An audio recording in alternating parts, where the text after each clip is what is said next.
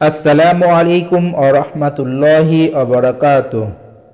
আরবি ভাষা শিক্ষার্থী প্রিয় ভাই ও বোনেরা এবং সম্মানিত মুআল্লিম ও মুআল্লিমা, সবাইকে আজকের দর্সে আহলান ও সাহলান। পিছনের মতো আবারও আপনাদেরকে অনুরোধ করছি, আমাদের যদি পিছনের দর্সগুলো যদি আপনারা না দেখেন তাহলে মেহেরবানি করে দেখে নেবেন, তাহলে সামনের দর্সগুলো বোঝাটা আপনাদের জন্য সহজ হবে। আজকের দর্সে আমরা গুরুত্বপূর্ণ একটি বিষয় নিয়ে আলোচনা করতে যাচ্ছি, সেটা হলো হরফুল জর এর আলোচনা ও তারকিব। তাহলে চলুন আমরা শুরু করি হরফুল জর এর আলোচনা ও তারকিব। আদ-দরসুস সামিনু, ৮ নম্বর পাঠ বা ৮ নম্বর দর্স, হরফুল জর এর আলোচনা ও তারকিব। আচ্ছা, প্রথমে আমরা ছাত্রছাত্রীদেরকে হরফুল জর কি জিনিস এই বিষয়টার আগে পরিচয় দিয়ে নেব। তাহলে দেখেন, তুমি জানো যে আরবি ভাষাতে কিছু হরফ আছে যেই হরফগুলো তার পরের শব্দকে জের দেয়, যেই হরফগুলো তার পরের শব্দকে জের দেয়, এমন হরফকে আরবিতে হরফুল জর বলে। তাহলে আমরা ছাত্রছাত্রীদেরকে আগে বোঝাবো যে আরবি ভাষাতে অনেক রকম হরফ আছে। এই অনেক রকম হরফের ভিতরে এক প্রকার হরফকে বলা হয় হরফুল জর বা হুরুফুল জর। এই হরফগুলোর কাজ হলো তার পরের শব্দকে জের দিবে বা কাসরা দিবে। তাহলে দেখেন, যেমন এখানে দেখেন আল মাদ্রাসা তু, শব্দের শেষে পেশ, তা পেশ তু। তারপরে দেখেন ফি, এটা হলো হরফুল জর। হরফুল জর অনেকগুলো রয়েছে, তার ভিতরে একটা হরফুল জর হলো ফি। তাহলে এখানে দেখেন আমরা মাদ্রাসাতুন এর শুরুতে ফি নিয়ে আসলাম, তাহলে কি হচ্ছে ফিল মাদ্রাসাতি, এই যে তার নিচে জের হয়ে গেল। তাহলে এখানে ছিল মাদ্রাসাতু, এই মাদ্রাসা তু থেকে এখানে জের হওয়ার কারণ হলো শুরুতে একটি হরফুল জর যুক্ত হয়েছে। তাহলে আমরা এখান থেকে বুঝতে পারলাম কোন শব্দের শুরুতে যদি হরফুল জর যুক্ত হয় তাহলে ওই শব্দের শেষে আমরা কি করব, জের দিব। আচ্ছা, তারপরে দেখেন ফি, এই হরফটি শব্দের শুরুতে এসে দুইটি আমল করে। যদিও বিভিন্ন প্রকার হরফুল জর থাকতে পারে, কিন্তু আমরা এখানে শুধু ফি এই হরফুল জরটা নিয়ে আলোচনা করব এবং তারকিব দেখাবো। আচ্ছা দেখেন, ফি এই হরফটি শব্দের শুরুতে এসে দুইটি আমল করে। এক নম্বর, ফি এই হরফটি শব্দের শেষে এক বা দুই জের দেয়, এক বা দুই জের দেয়। তাহলে হরফুল জর সবসময় জের দিবে, তবে সেইটা এক জেরও হতে পারে আবার দুই জেরও হতে পারে। আচ্ছা, কখন এক জের আর কখন দুই জের হয় দেখেন, যেমন ফিল বাইতি, তাহলে বাইতুন এর শুরুতে আলিফ লাম হওয়ার কারণে আমরা আপনাদেরকে পিছনের দর্সে দেখিয়েছি আলিফ লামের আলোচনাতে যে যে কোনো শব্দের শুরুতে যদি আলিফ লাম যুক্ত হয় তাহলে দুইটা আমল করে থাকে। এক তো সেই শব্দকে হরকত দিবে, সেটা হলো এক জবর হতে পারে, এক জের হতে পারে, এক পেশ হতে পারে। এক কথায় আলিফ লাম শুরু হলে শব্দের শেষে সবসময় হরকত হবে।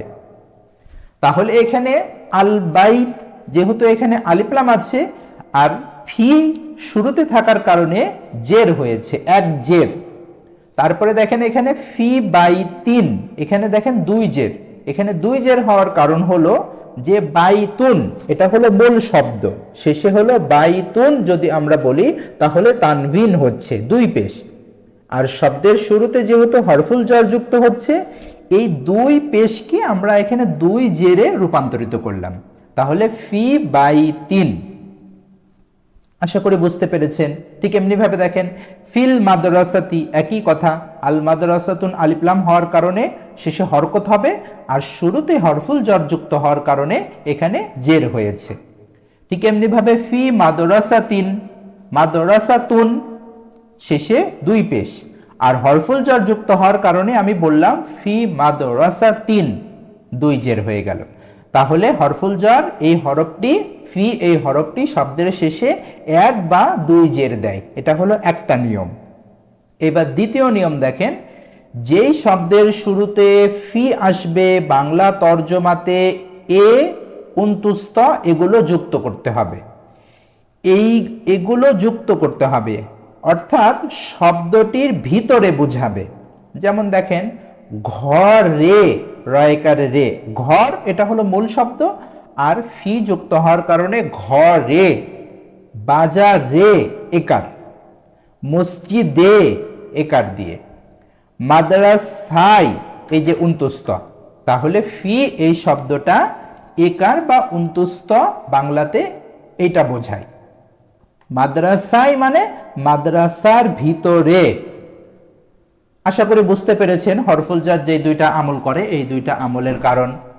তারপরে এখানে দেখেন তারকিবের আলোচনা আমরা শুরু করি। এইবার পিছনের দর্শে মানে আমরা আপনাদেরকে, এটা তো 8 নম্বর দর্শ, 7 নম্বর দর্শে আমরা আপনাদেরকে দেখিয়েছিলাম যে খবরে মোকাদ্দাম কিভাবে হয়ে থাকে।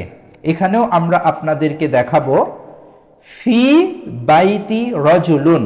তাহলে এখানে দেখেন ফি এটা হলো হরফুল jar, আল বাইত হলো মাজরুর। হরফুল jar মাজরুর মিলে খবরুম মুকাদ্দামুন, হরফুল jar মাজরুর মিলে খবরুম মুকাদ্দামুন হয়ে থাকে তারকিবে জুমলা ইসমিয়ার ক্ষেত্রে। এখন আপনাদের মনে একটা প্রশ্ন আসতে পারে যে হরফুল jar তো এর আগের শব্দের সাথে সম্পর্ক হয়, মানে কোনো শিবে ফেলের সাথে মুতাআল্লিক হয়। পিছনের দর্শের মতো এখানে একই কথা আমরা আপনাদেরকে বলছি, যেহেতু এটা জুমলাতুন ইসমিয়াতুন উপরে লিখিত কিতাবটা, এই কারণে জুমলাতুন ইসমিয়াতুনের ভিতরে আমরা কোনো ফেল নিয়ে আলোচনা করব না। যেহেতু শিবে ফেল যদি আমরা বলতে চাই তাহলে ফেল নিয়ে আলোচনা চলে আসছে, আর এখানে যেহেতু ছাত্রছাত্রীরা ফেল সম্পর্কে কোনো ধারণাই তাদের দেওয়া হয়নি, এই কারণে আমরা এখানে সহজভাবে জুমলা ইসমিয়ার ক্ষেত্রে ফিল বাইতি হরফুল jar ও মাজরুর মে খবরে মুকাদ্দাম এর তারকিব করব।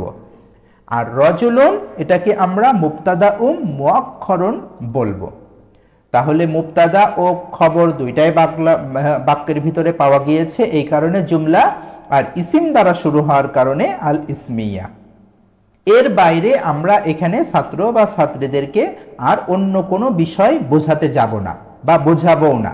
বাস এখানে জুমলাতুন ইসমিয়াতুন এর ক্ষেত্রে যদি ফি দ্বারা শুরু হয় তাহলে তারকিবটা কেমন হবে এতটুকুই তাদেরকে বলবো। এর বাইরে আমরা অন্য কোনো তাদেরকে কথা বলবো না, এখানে মুতাআল্লিক হবে না কি হবে এই জাতীয় তাদেরকে কোনো ধারণাই দেব না।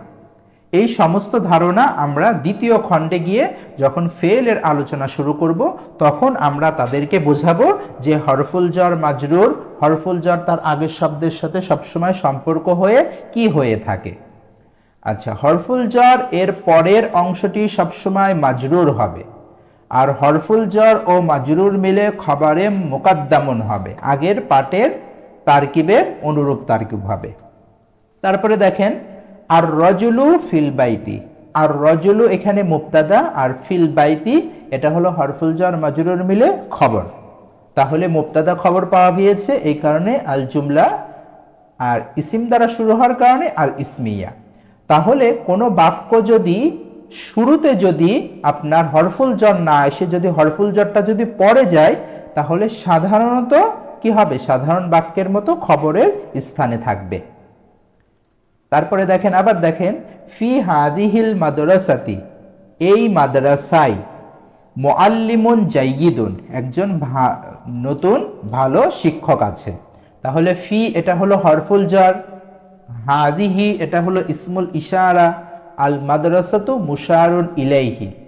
তাহলে ইসমুল ইশারা ও মুশারুন ইলাইহি মিলে এই হলো মাজরুর হচ্ছে, আর এই হরফুল jar মাজরুর মিলে খবরুম মুকাদ্দামুন। সবসময় মনে রাখবেন যদি কোনো বাক্য হরফুল jar দিয়ে শুরু হয় তাহলে সেটাকে জুমলা ইসমিয়ার ক্ষেত্রে আমরা খবরুম মুকাদ্দামুন বলবো।